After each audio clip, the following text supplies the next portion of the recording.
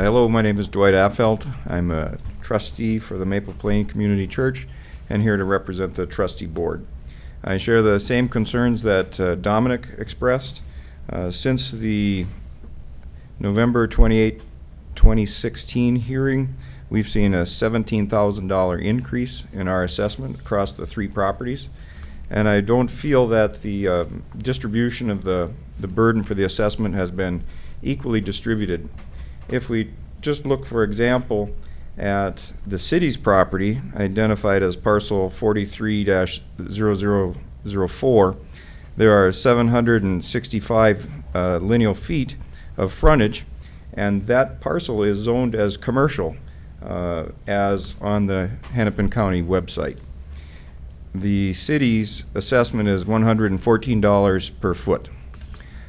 Our properties, which are mostly zoned residential, including the 310005 or 1839 Bud Avenue, our properties together, we are being billed $179 per lineal foot. So a difference from 114 to 179. So I just really question the equity of the distribution of that tax burden, and I hope that you will listen to our concerns and be able to explain those and ultimately drop that back to a little bit closer to what we were expecting from the November 28th, 2016. Thank you, Mr. Affeld. Does staff want to speak to the discrepancy in those numbers now, or you'll follow up later?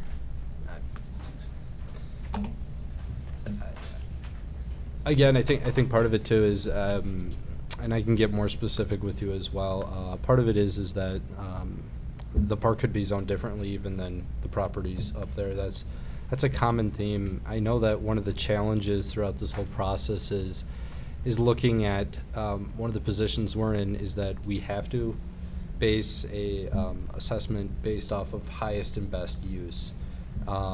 Now I understand the park, it could be zoned differently than, I know a lot of the church properties are high density residential, R3, whereas a lot of properties, not all of them, but a lot of properties south of Manchester are mixed use commercial residential base. So there could be some discrepancies there. But also that's the big challenge and the hardest part to get around is, from the church's standpoint, I understand that you're saying is that we've got one residential house on this property right now. How can the assessment be this high? And the reality is that there's nothing stopping you tomorrow to sell that to a developer and have that developed into, apartment buildings. You could have, 120 dwellings on that property. It's the city can't be in a position to say, we believe you and we believe you, but not you. It's got to stay consistent across the board with highest and best use, and that's kind of the challenge is that the council faces is that I hear the word consistency, and that's one of the things that we have to go by is from the data we've received. This is what we have. Certainly, every property owner has the right, if they disagree with the data, to take a different look at that and appeal it. But the data we've gathered is the data that you guys have received as that assessment, and that's I understand that is difficult too. So hopefully that answered some of it with some of the zoning. No, because is it okay if I just say one more thing, or am I done now? Does that work? Just in response to that, I'm being serious. I don't know if I can come back at the end. Okay, so if I can. The point he was making is the city could also at any time sell the park and make the decision to develop that into a downtown. So the consistency issue is, why are we getting charged for the unknowns? And even though it's our word against yours, but it's your word against ours, why aren't you being charged for the unknowns as well for future developments? I'd have to look on our own zoning plan. Parkland is dedicated as parkland. It might be written differently on the county, but I mean, But you have the power to rezone at any moment, But and all we can do is go based off of what it is currently zoned. Yeah. So how about all the other residential properties that are currently mixed use and the other R3s? So why do they have a special, a special benefit given to them at a lower level and we're at a higher level. You know, it's just, that's a consistency that bit that we're struggling with as a church. Sure. It seems we're being punished because we're an institution, you know, and No, on I top of can- that, a I can nonprofit definitely gather institution. some more so, information and send it yeah. your guys' way. Yeah. Absolutely. And one more thing while I have the mic, just the point too, I know the apartment owners can pass those costs on to their tenants. And that's why they're not, I don't see anyone here fighting that tonight unless they haven't introduced themselves yet. We have no one to pass that cost on to. We're a 401c3 nonprofit, and it hurts everything, and it hurts the community too, with the initiatives we have there. So I just hope you understand that struggle we're seeing there, especially with their partnership with Orono Schools and creating spaces for that. It's all connected here, and so I wish we had a tenant we could just pass these costs on to and kind of shrug it off, but we don't. So I just wanted you to consider that too. So I'm officially done now. So. Thank you, Mr. Thank you Horvath. for that feedback. My name is Randy Florick. I am the accountant for Maple Plain Community Church. I guess I'm an example of what you would call the working retired. I've been the accountant there since 2009. Previously, I've worked decades in accounting and finance. I was pressed into this job by Ray McCoy and Mr. Dwight Affelt, and I'm still doing it. I'll try not to be too redundant with what has already been said.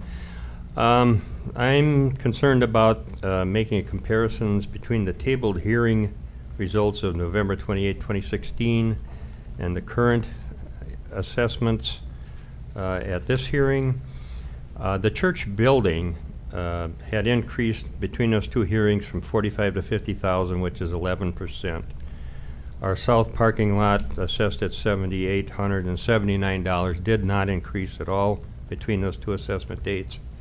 The building that we call the North Parsonage, which has always been either a residence for missionaries or pastors or people that we can help that are have health issues, are indigent on a short-term basis with proper vetting, homeless.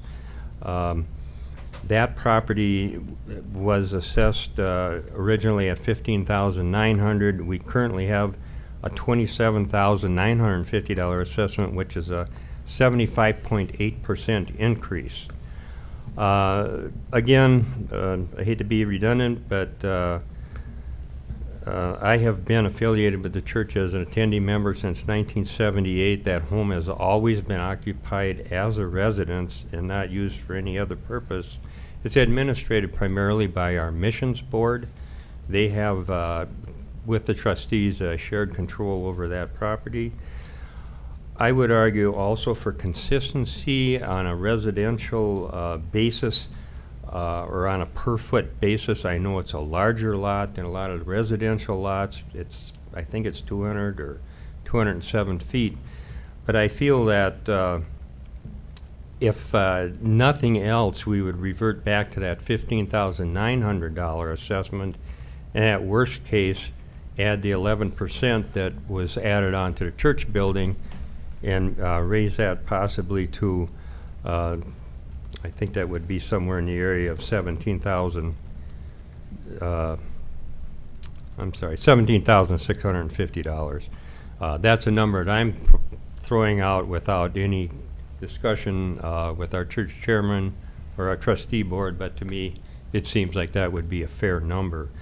Again, I would not want to argue with for an increase on anybody else's residential property here, but saying that I've been affiliated with the church since 1978, it has always been used as a residence.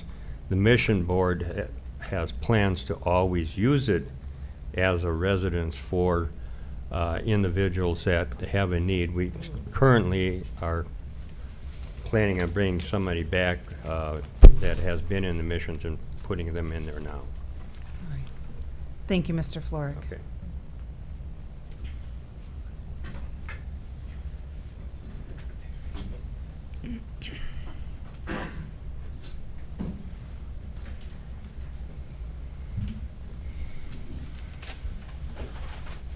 Good evening, Wayne Marshall, 1689 Bud. I'll be brief. My message has always been the same. $10,000 is excessive.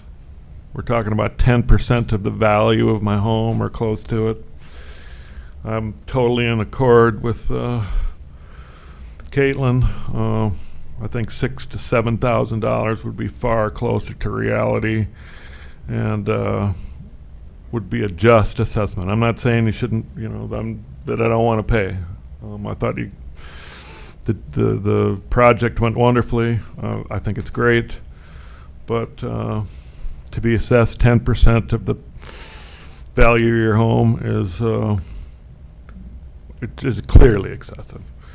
And it's been my message since the onset, and I'll continue to promulgate the very same opinion. Thank you. Thank you, Mr. Marshall, for your feedback.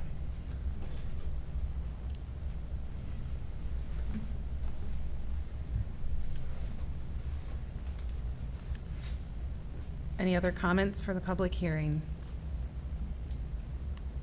Any other comments for the public hearing? Any other comments for the public hearing? With that, I'm looking for a motion to close the public hearing. So moved. I'll Moved by second that. Fay, second by DeLuca. All right. With that, Councilmember Broda and Councilmember Cahill will be coming back up to the table, and we will continue on with our agenda item number 10, new business. I'll give everyone a minute to get situated.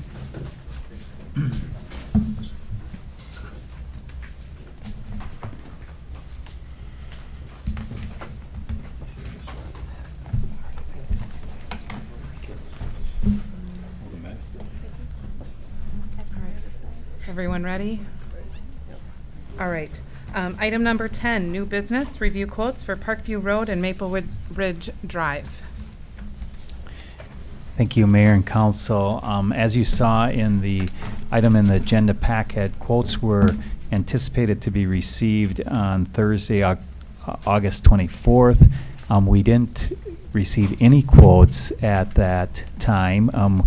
We contacted staff as well as contacted the various contractors that the city had sent quotes to, and what we heard back from 4 of the 5 is that they were interested in submitting quotes. With the time of the year and trying to get some quotes from some subcontractors with construction. They just weren't able to meet that Thursday date. All 4 of them had said if the city would grant additional time, they felt that they would be able to give quotes by this Wednesday, so that'd be August 30th, the day of our seal coating, Wednesday, August 30th. And so we did feel that, we were surprised that no one submitted a quote. We had talked to some prior to the date, and they were working on things, but it does seem reasonable to give with a quote project to issue an addendum that says, we'll receive quotes up until Wednesday, August 30th. And that's kind of was our recommendation to staff. We know, though, that you have your meeting tonight, and your next scheduled business meeting isn't until the end of September. So I think that would be something for the council to discuss if one of your upcoming work sessions, if you could break into a business meeting type discussion. But we are anticipating that we'll get quotes or some number of quotes in by the end of the day this Wednesday. And that would still be to get the work done this year? Correct. Okay, just wanted to make sure. Yeah, we have a number of options that we could go forward with. The one that would make the most, would make sense is looking at doing a special meeting potentially next week. Could do a, September 11th is our workshop, that Monday night. We could have a workshop and then move to a business meeting, much like we did on a previous schedule that we had. So that second Monday, I know that was mentioned to kind of reserve for the possibility of if we needed another business meeting. These are all options. It's up to City Council if we'd like to do that. Obviously, there's the option of doing it next year. It's whatever works for council here. How quickly can the bids be turned around on Wednesday? Well- Assume you get a couple. Yeah, I'm anticipating it was the end of the day Wednesday, so around like 4:30 is what some of them have said, the end of the business day. So, I mean, we can turn quotes around, the next day if that need be. It's not a lot of bid items, so. So Thursday, the 31st, how many people were planning to make an appearance or come to the movie in the park, or Maple Plain Days event? So what if we were to have a special meeting at 7:30 or Do we have enough time to post one from tonight, Bobby? Tuesday? Well, yeah, we can do that tonight. I yeah. can't make it Thursday. Okay. I was gonna discuss it, but I've got volleyball, and it wasn't gonna be able to make movie in the park, so now we've got a Okay. special meeting. Dan, when did these quote packets go out? Several weeks ago. So it's not that they didn't have time to look at it. I think it's just, during the construction season, it is tougher, and it's just a quote process is just a little different than a bid process. But, right, we did talk with 2 or 3 of them that were saying, oh yeah, this is something they were looking at doing. But when we talked and when no one submitted a quote, then it's like, wow, what happened? And some of them just said they were running out of time with some subs to get some pricing, and they just needed a little more time. I was a little hard on you last month because I think I said over 6 months and 9 meetings, and we're no closer than we were in February. We're now 7 months and 10 meetings, and we don't have any bids. We're still not any closer. Now we might run out of time. This is- Staff's working But that's- diligently to get this project done. We've moved forward with it. We've gotten bids out. It's unfortunate, but this is not the first time in the history of doing a project this has happened by any stretch. It does happen, but I do want to share that staff is really dedicated to get this project going. It's understandable. You know how I don't like emergencies, and now we've got an emergency, and now we got a meeting that I feel passionate about that I cannot make if We we ha- do it on Thursday.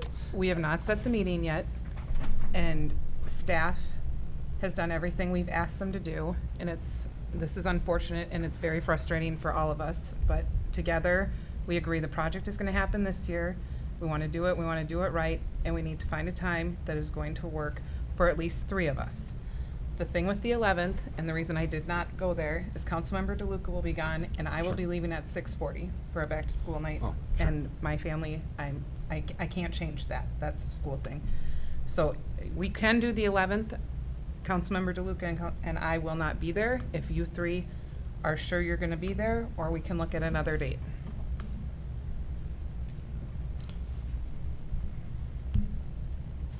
My concern, Mayor, is that, thank you for Dan and Bobby for pushing these bids so that they're coming back on Wednesday.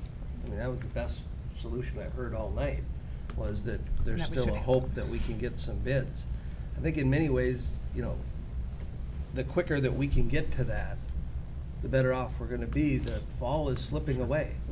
And I know we get into September, you get into October, you start moving into October, you're gonna get snow.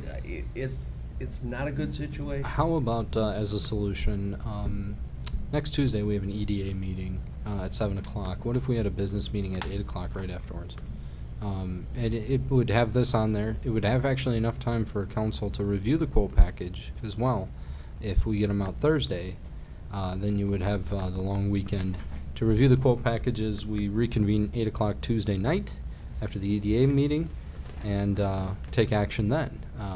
I think I've heard from everyone that Tuesday's a night that works for EDA, so what if we did something like that? Does that work? It's a good solution works for me. Yeah. How Doesn't many- work for me, obviously, but Right. Oh, you're not gonna be. No, he No. leaves on Friday, Saturday. Friday night. So, How many people, how many companies do you feel are going to give you a bid by Wednesday? So we anticipate 3 or 4 of the 5. We just haven't heard back from one of the 5. so our options are Thursday, 4 of us would be there, Monday, 3 of us, or Tuesday, 4 of us. And I don't think we want to go any further out as time is not on our side as fall is quickly approaching. Are there any alternatives that the group could consider? Late Thursday afternoon, Thursday evening, 7 o'clock Thursday morning, 7 o'clock Friday morning? There's 4 different options this week, and maybe none of those work. I, I'm okay with 7 a.m. on Thursday. I can, well, we got.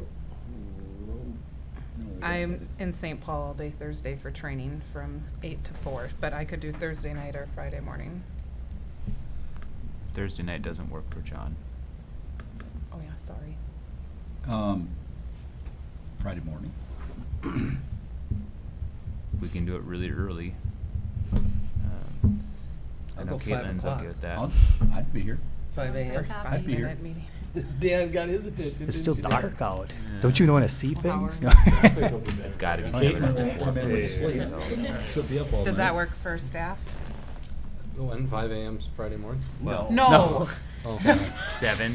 7 is as late as I can go. yeah, we can do 7. That works. Easier for me. That works for me. Does Me that work too. for you, Dan? Yeah.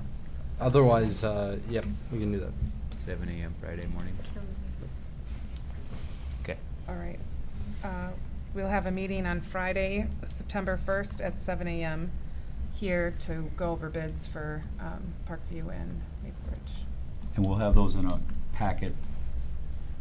Yeah, I mean, it's like Dan said, we're trying to get them all by 4:30 Wednesday at the end of the business day. Once Dan has them, I know Dan would want to put them in a format that would make it easy to review for council, and then hopefully we can get something out to you as soon as possible. Wednesday night is the plan. Otherwise, at the very latest, Thursday morning if something came up. But yeah, we want to give you guys enough time to review. Right. And you'll encourage these people, obviously, that you've extended it to Thursday? Or have you already told them that you've extended it to Wednesday? Yeah, we were anticipating that the council would be eager to still try to get quotes, and so we needed to kind of either tell them yay or nay, so we did say we would extend it, and if the council decided tonight it wasn't something they were willing to do, we would contact them all and say, well, we'll hold off on that. But, right, we did tell them last week that we would extend it to Wednesday at 4:30. All right. Thank you. Review Maple Plain Fire contract with the City of Medina. Thank you, Mayor and City Council.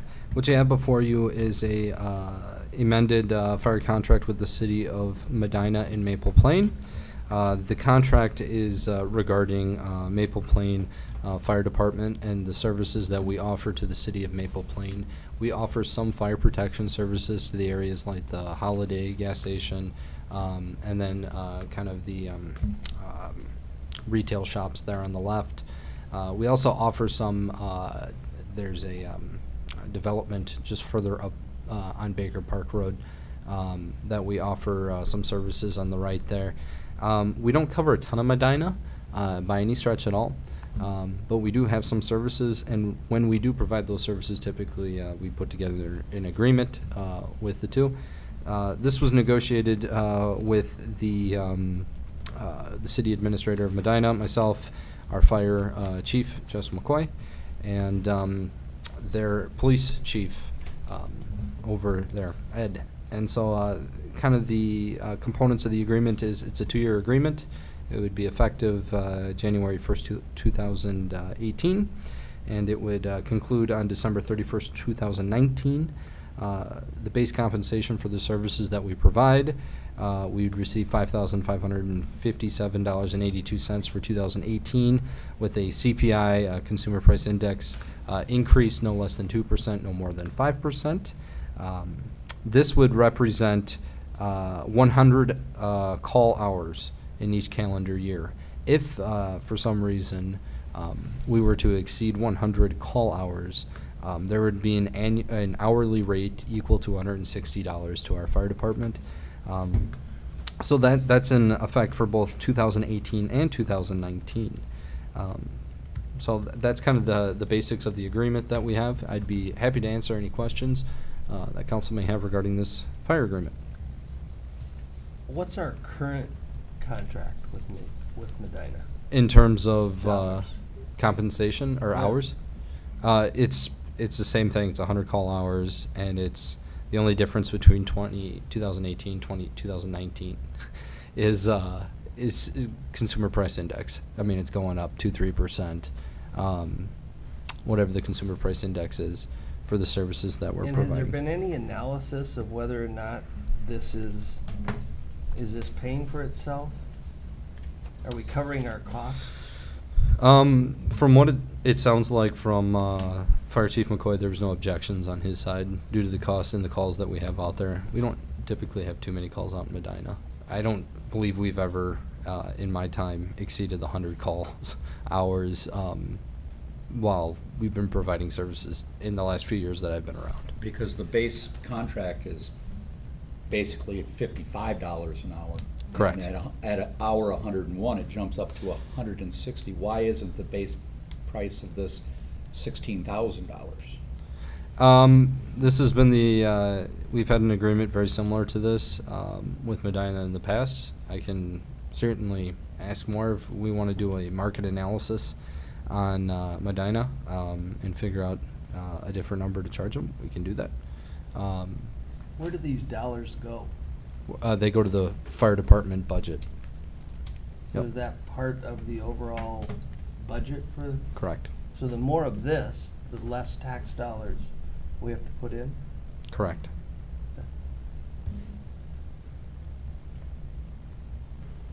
Is it a simple analysis on the chief's part to figure out how many I'd have to look at calls. I know call that hours or man hours? I know it's pretty minimal from what I've seen. I don't think that this is egregious, but I can certainly gather more data to back up this if you would like. Thoughts from the council, direction for staff? I mean, I question the amount too, but if the chief, based on the past, is fine with it, I mean, I'd rather Yeah. not scare away a potential funding source, so. Okay. Gayle's okay. All right, any other discussion? All right, looking for a motion to approve the Maple Plain Fire contract with Medina. I'd move we approve the fire contract as printed. There are a couple of typographical errors with dates and things, but I think you can clean those up. Okay, moved by DeLuca, Second? second by Cahill. Any further discussion? All in favor? Aye. Opposed? All right. Next is Resolution 17-0828-01, supporting park and ride relocation. Good evening, Mayor and City Council. What you have before you is a resolution that is stating from the city's position that the park and ride land is, we'd like to carry out a purpose other than it being a park and ride, essentially, that we would like to relocate the park and ride and use that land for another purpose. Part of the process with working with MnDOT and the funds that they provided the city for us to go to them with a proposal that would allow us to move the park and ride is this resolution. They have a checklist of items. So this is kind of the official city council saying we support relocating and using this land for another purpose other than the park and ride. That's what this resolution is in front of you. It's a mandatory resolution by MnDOT, so if there's any questions regarding that, I'd be happy to answer them.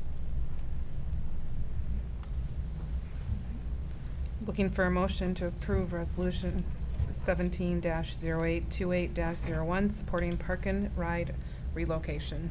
So moved. Moved by Broda, Second? second by Cahill, and since this is a resolution, we will vote by roll call. Councilmember Cahill. Aye. Councilmember Fay. Aye. Councilmember DeLuca. Aye. Councilmember Broda. All right. Mayor Moskowski. Aye. The ayes have it. All right. Next on our agenda is fire officer and chief selection policies. Thank you, Mayor and City Council. What you have before you are 3 policies. One policy pertaining to the fire chief selection, a second policy pertaining to the assistant chief selection, and another policy pertaining to officer selection. So these are processes for our personnel in the fire department. You'll notice in the fire department, or in the fire chief selection, this was kind of the main policy that was discussed, not only at the fire department level when they came up with pretty much this policy was drafted by the fire department, but then was also reviewed by the personnel committee. What I'm really happy to provide council tonight is that our objective moving in with these policies is to reduce liability. Our number one liability that stood out when we were going over these policies is having an election format to decide the fire chief, and the desire from the city to limit that liability is to have a selection process. And that's what this policy is in front of you, is a selection process. But what's really unique about it is that this policy originated from the fire department personnel. So the fire department personnel, from a history standpoint, was approached to move in this direction in the early 2000s, and it did not go very well. It just didn't by how that was approached. It was approached again by staff as we were moving that way to try and reduce that liability and go to a selection. And with the help of the personnel committee, this policy is now before you, ready for approval. Again, it was drafted, all these policies, by the fire department, reviewed by the personnel committee. There were not a ton of changes at all made by the personnel committee, which speaks volumes to the fire department and the work of John, our city attorney here, and our fire chief with working with the fire department. But anytime you have this type of policy in front of city council, it's not a policy that you're going to get the fire department, yeah, this is what we wanted, but in a lot of situations, this can go very poorly, and our fire department understands why we're going this way. They're not, you're not going to get a ton of phone calls or anything like that. They're okay with it, and they provided the input to make this policy what it is. Based off of that, I'm not going to go through each individual policy, but I'd be happy to answer any questions regarding any of the policies in the process that we took to get to this point. I have 2 questions about the assistant chief selection. Yes. Just 2 clarifications. So the length of the service is this 3 years also, the same as the chief? Correct. Okay, that's just a long way of saying it. That's exactly it, yeah.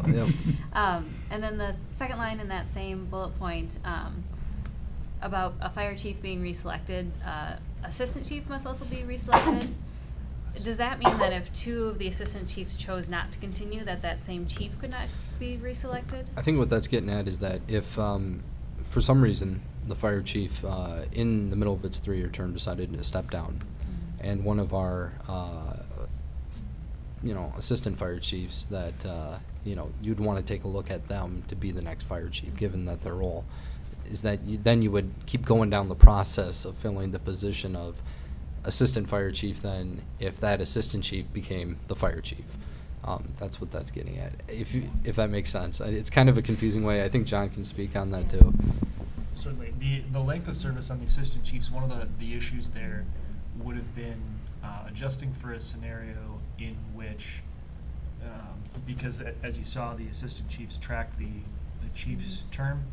If the chief were to, say, step down after a year into a 3-year term, you wouldn't want to make the other 2 assistant chiefs make that mandatory. But you'd want them to be able to be considered for the chief position. So the idea being that they would go on for their full term, carrying forward with any replacement chief. But if that replacement chief happened to be one of the 2 assistant chiefs, then the new person that steps in as the assistant chief then just tracks with the new chief. If that makes sense. I know it's wordy. That makes sense, but I don't Yeah. know that last sentence says that. But Which one are you looking at? if a fire chief is reselected for the position, a previously selected assistant chief must also be reselected in order to continue. So to me, that says if a fire chief is reappointed, that one of his chiefs must come with him, or he doesn't get to be chief. I read it the same way. I had the same question Yeah. when I read through it. So it was, Which to me would be weird if that's what Yeah. it says. Can you give me which citation are you reading? Yep, so under 1501.5.2 length of service, it's the second sentence in point A. Okay.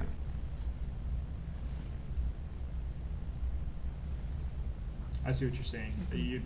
You're reading the must also as being a mandatory reselection of the corresponding assistant chief position. Yes. I see what you're saying. Okay, I can work on that, to clarify that. Yeah, because what you said makes exact sense. so. Right, yeah. Bobby, in your email and a couple of times tonight, you keep referring to liability. I'm not tracking. Sure, What- I'll break it down. It's so HR is a fun is a fun policy, all human resources. But what that means is that essentially the way it is operated in the past is that the fire department casts ballots, each member of the fire department, on who they would like to be the fire chief. Now, what they do is they ask who wants to be fire chief. And whoever on the fire department wishes to be fire chief, it could be anyone, can say, I would like to be fire chief. Then they hold a anonymous election, which means they anonymously select, they don't put their name on it or anything. They write down who they would like to serve as the next chief, and then they add up the votes, and whoever has, I think they need 2/3 majority in the fire department, then you are the chief. Well, what ends up happening is that we have no process in place that protects any protected class. So if I pick your protected class, could be anything, decide to run for, fire chief, and they hold an election, and someone else other than myself or whoever the protected class is gets elected fire chief, that person can go and say, I wasn't elected fire chief because of this. And when that happens, John here looks at me and goes, I have nothing to defend the city on that. And so we're in a lot of trouble then at that point. I get that kind of liability. Yeah, so But now I'm tracking. Yeah, so that's where that came about. And I don't think that would just necessarily be a protected class. I think that would be to defend the selection process. Correct. Because there But just this way, isn't really a there's process really at an all. appointment Yeah. or an interview that's done that gives much more defendability to the process. Yep. Questions? Any other discussion? So, do you want a motion, or do we need to bring that back with the changes? If you're comfortable with the changes of just clarifying that, we can make a motion and move Okay. forward. Yeah. Okay. So, looking for a motion to approve the fire officer and chief selection policies with changes noted in 150.5.2 that staff will make. So moved. Moved by DeLuca.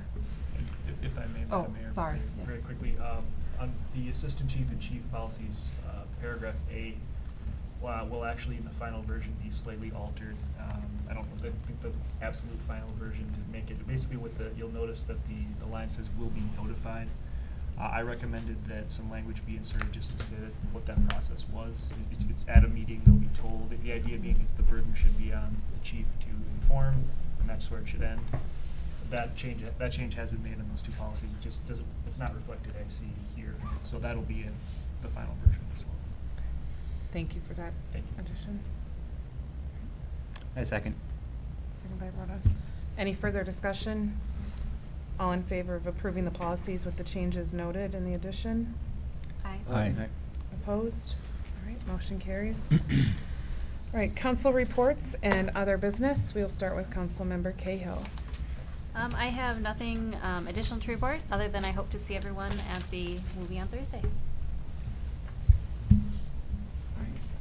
Councilmember Fay? I do. Trying to find it here. Due to lack of business, the Pioneer Sarah Creek did not hold its meeting last month, so I have nothing to report on Pioneer Sarah Creek. Currently, Rotary is having a community service project slated for 6 p.m. on Thursday instead of the normal 7:15 meeting. I made them aware that if that is the case, no one from Maple Plain will be able to make that. And so I'm in contact with Michelle, the president, to find out could they, since there was two open spots, maybe they can move things around. We can still attend a community service project, maybe the following Thursday or 2 Thursdays after that. So I'm working on that, but as it stands right now, I will not be able to make Rotary in the evening, neither will Mr. DeLuca or yourself or whomever, due to volleyball and moving the park. Thank you for that update. Councilmember DeLuca? You've seen the fruits of our personnel work, and I thank Chief McCoy for his diligent work in engaging his officers and his staff. This came from them, and I think it was very important that that happened that way. Councilmember Broda? Well, since I do not believe in the power of jinx, I'm going to say this out loud. But after last year's Maple Plain events got rained out, I think we're going to go 3 for 3 this year with nice weather for our. I don't believe in the power of jinx. I think it's going to be Knocking on the beautiful window here Thursday. So yeah, come on out to. Weather stations. Yeah, the forecast is going to change after this meeting. But no. Haven Homes pig roast. torrential downpour now. Yeah, 5:30 to 7. So support Haven Homes and go get a pulled pork sandwich, and then at Rainbow Park at 8 o'clock rather, is Beauty and the Beast, and I haven't seen it, so I'm gonna watch the whole thing I haven't seen the new in one the yet. beautiful weather, bug free, Bug free. guaranteed by Administrator Shane. Yeah, So. well- And you can even buy concessions. Wasp free. Yep, for sure. yep, and come with money for concessions. That's my report. Councilmember DeLuca and I were able to attend the police commission meeting with Chief Oh, Rails. okay. That was a good meeting, worked hard on the budget, appreciate all the work staff did on that and all they're doing for our city. I was able to attend the West Hennepin Chamber of Commerce meeting. Just want to acknowledge that all the council has been very busy, putting in a lot of extra work and time. We've had 2 budget workshops, we've had EDA meetings, and there's just been a lot of packet reading, a lot of prep, and I just appreciate the diligence everyone is doing and coming prepared. I was able to attend some fun things on this past month. I was able to attend the Capitol grand opening, the March of Mayors, was a guest at the groundbreaking ceremony for the Orno Indoor Activity Center, and then was also able to go to the Western Hennepin County Pioneer Associates annual meeting and represent Maple Plain at that. And also enjoyed our ice cream social last week hosted by the museum. So lots of good things going on in the city and the community, and I'm grateful for this team and the great job that you all do representing our city. All right. Any other business? Any other reports? I move we adjourn. Second. All in favor? Aye. Aye. All right, meeting is adjourned at 8:37. Record time for a Good minute. job. There has been a lot of reading. Oh my gosh, there's been long packets, lots of graphs, lots of, I'm like.